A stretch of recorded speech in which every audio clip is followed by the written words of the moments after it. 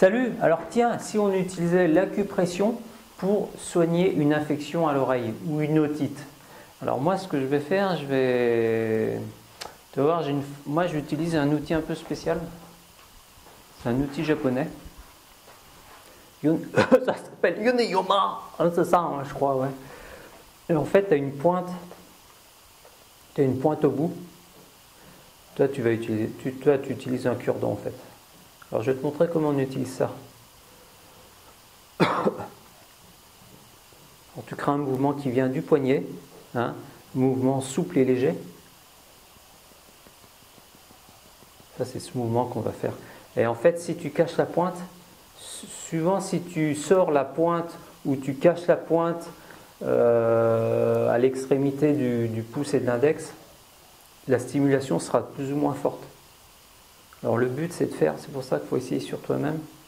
Tu vois, moi j'ai une pointe qui est trop effilée, alors je suis obligé de la cacher un peu. Ouais. Sinon je vais faire saigner la peau.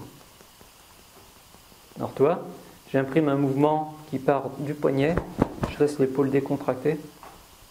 Et en fait j'ai caché la pointe. Tu caches la pointe du cure-dent et en fait on le sent à peine. Ça c'est très important.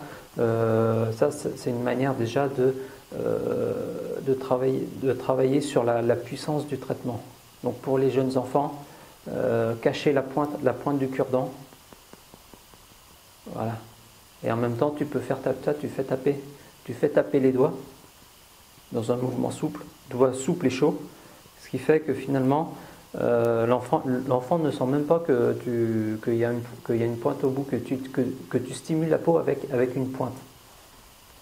Et si tu es très malin, ça c'est un outil qui est utilisé en médecine japonaise en pédiatrie. En fait, c'est des petits outils, donc si tu es très malin, normalement, tu dois être capable d'arriver devant l'enfant avec l'outil dans la main, mais bon, personne ne voit, et tu peux parfaitement commencer à faire des petits mouvements, hop, comme ça, toi, et personne n'a rien vu. C'est un peu le but aussi en pédiatrie, puisque les enfants sont plutôt instables, ont tendance à bouger. Il faut être malin, et puis il faut trouver des parades pour faire le traitement le plus rapidement possible et le plus indolore possible. Une fois que tu as ce mouvement en main là, que tu sais le faire, on va tout simplement effectuer ce mouvement autour de l'oreille. L'idéal, toi, devant l'oreille, là, au niveau juste devant l'oreille. On va le faire 10 fois, tapoter 10 fois. Derrière l'oreille, en général c'est dur. Et au-dessus de l'oreille, 10 fois. 10 fois là, 10 fois là, 10 fois là. On peut faire aussi sur Doumaï 20, en haut de la tête, 10 fois. On va utiliser gros intestin 4, hein, ici, là, entre le pouce et l'index. Pareil, 10 fois. Pareil de l'autre côté, G4 de l'autre côté. Et on a une séance d'acupression, bon, j'appelle ça acupression, c'est pas vraiment d'acupression, mais c'est pareil. Une séance pour soulager l'otite. Alors, de toute façon, on a toujours quand il y a un problème à la tête, que ce soit otite, mal de tête, sinusite, on a toujours tout intérêt, d'ailleurs c'est ce qu'on fait, hein, à libérer la zone ici qui est très dure au niveau des trapèzes, au niveau des cervicales du cou. Donc on fera aussi des tapotements ici autour sur les trapèzes, sur le cou. Alors très important quand tu fais ce mouvement de tapotement, toujours avoir le même rythme, hein. Toujours avoir le même rythme, toujours être régulier comme un métronome, et en général il faut compter à peu près 100 tapotements à la minute. Donc si tu le fais 10 fois, donc finalement c'est un mouvement assez rapide. Et toujours garder un rythme, comme le rythme du cœur. Un rythme régulier.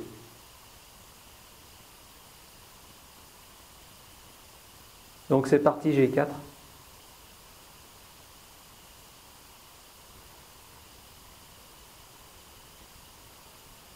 Je fais G4 10 fois. Alors pour un enfant plus grand, tu peux le faire 20 fois, mais ça dépend, mais comme c'est ta première séance, et G4. Si la peau commence à rougir, si la peau commence à devenir humide, il faut arrêter avant les 10 fois. Hein. Ça prouve que le traitement est efficace, que le système nerveux réagit. Donc 10 fois là, 10 fois là. Voilà, pareil ce que je te disais. Hein.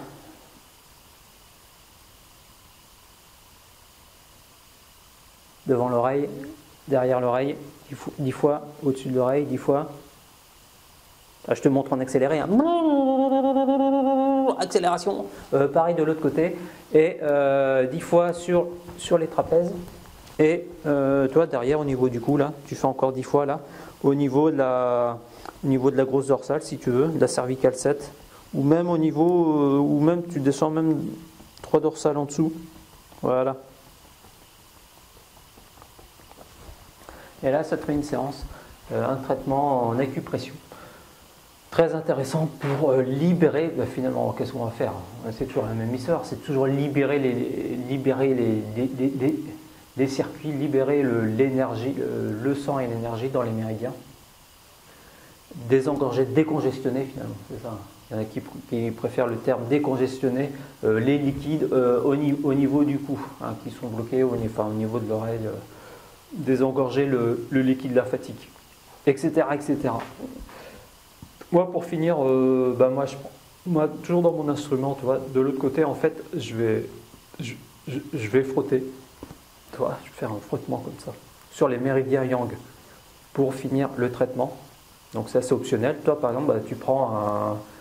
tiens, j'en ai un là, c'est quoi? Tu prends un pot de confiture. Pot de confiture. Hein. Et on va appliquer ça sur les méridiens yang. Donc 2 fois. Hein. Là, sur ce trajet-là. Donc extérieur du bras. Donc 2 fois. 1, 2, 1, 2. En fait, c'est comme si j'avais fait 1, 2. D'accord? En fait, tu décomposes, moi je décompose le mouvement. Mais tu peux faire d'un trait, comme ça.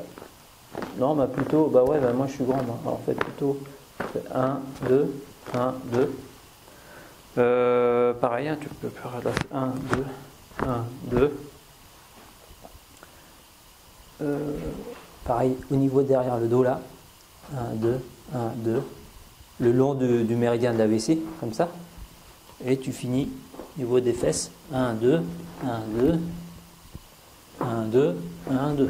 Voilà. Bon, ça c'est optionnel, hein. Je te montre. Voilà, donc ça fait un traitement, on va dire un traitement complet, un traitement journalier pour l'oreille. Alors ça c'est vraiment une technique qui vient inspirée de la pédiatrie japonaise qu'on appelle Shonishin. Shonishin, c'est ça. Donc traitement pour les enfants. Donc très très intéressant. Donc tu vois, on peut faire ça chez soi, il n'y a pas de souci. Traitement journalier, un traitement journalier. Et ça prend 2 minutes, c'est très rapide. Et avec l'expérience, même l'enfant ne s'en rend même pas compte, quoi. Donc voilà, c'était un petit aperçu de ce qu'on peut faire en acupuncture, parce que finalement je parle d'acupression, mais là c'est une forme d'acupuncture. C'est-à-dire une acupuncture sans insertion d'aiguille. On a bien un instrument utilisé en acupuncture, mais il faut savoir que l'acupuncture, c'est pas forcément que l'insertion d'aiguille. On peut parfaitement utiliser tout un tas de petits outils qui ne transpercent pas la peau. Alors ça, c'est très réputé au Japon. Beaucoup moins en Chine. En Chine, on va plutôt utiliser l'acupuncture traditionnelle telle qu'on la connaît, telle qu'on nous la présente.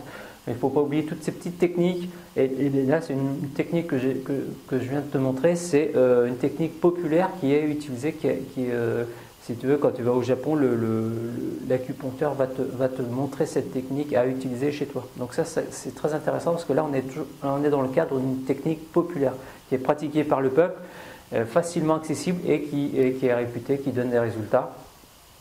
Et finalement, on utilise une forme d'acupuncture, tout bêtement. Donc voilà, écoute, ouais, si t'as pas tout compris, c'est pas grave, hein. Sur la fin, je t'ai montré le mouvement, mais c'est vrai que c'est pas évident montrer sur soi.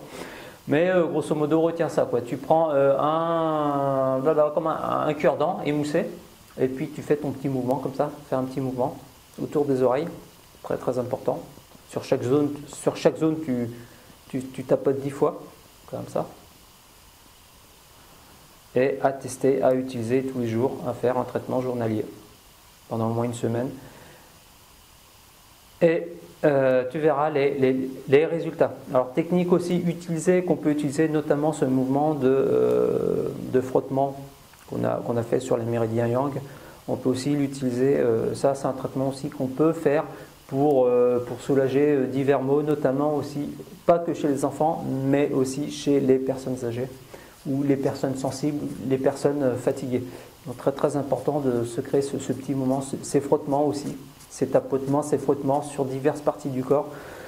C'est toujours très apprécié sur les personnes. Donc ça c'est tout un tas de stratégies. Ce qui compte c'est finalement c'est avec l'expérience qu'on arrive à sentir les choses, qu'on arrive à avoir des résultats intéressants et une réaction positive des gens. Donc voilà, comme d'habitude, si ça te plaît, dis-le moi et puis j'attends ton retour, soit positif ou négatif, c'est important pour moi.